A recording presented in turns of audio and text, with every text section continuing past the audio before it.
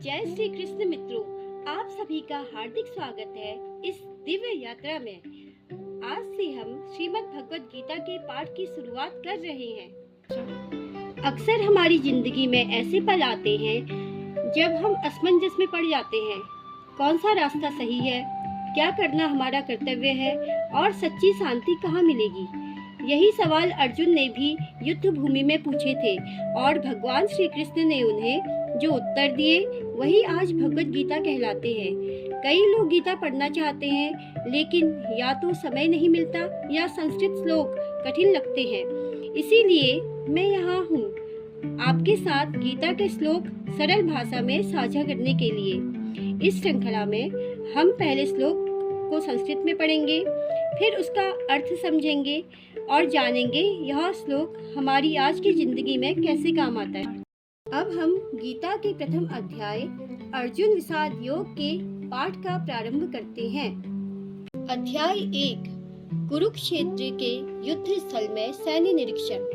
धृतराष्ट्र उवाच धर्मक्षेत्रे कुरुक्षेत्रे संवेता युयुत्सवः मामकाः पांडवाश्चैव किं कुर्वत संजय।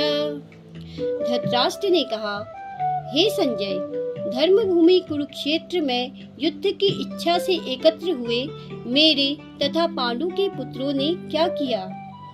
तात्पर्य: भगवत गीता एक बहुपठित आस्तिक विज्ञान है जो गीता महात्म्य में सार के रूप में दिया हुआ है।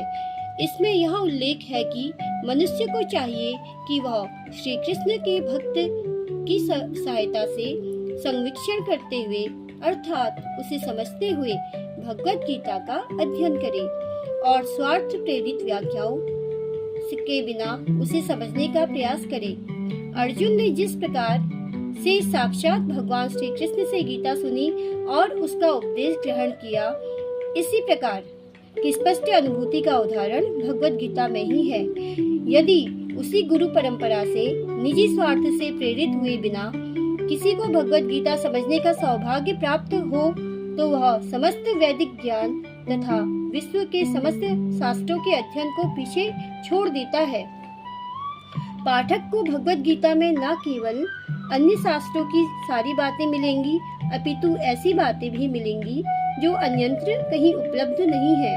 यही गीता का विशिष्ट मानदंड है। स्वयं भगवान श्री कृष्ण द्वारा साक्षात उच्चरित होने के कारण यह पूर्ण आस्तिक विज्ञान है। श्रीमद् भगवत गीता के पहले श्लोक में राजा धृतराष्ट्र संजय से सवाल पूछते हैं। वो चिंतित हैं। युद्ध भूमि में उनके पुत्र और पांडव जब आमने सामने खड़े हुए तो उन्होंने क्या किया। यहाँ से गीता की कहानी शुरू होती है। धृतराष्ट्र अंधे हैं, सिर्फ शारीरिक रूप से ही नहीं बल्कि मोह और आसक्ति से भी।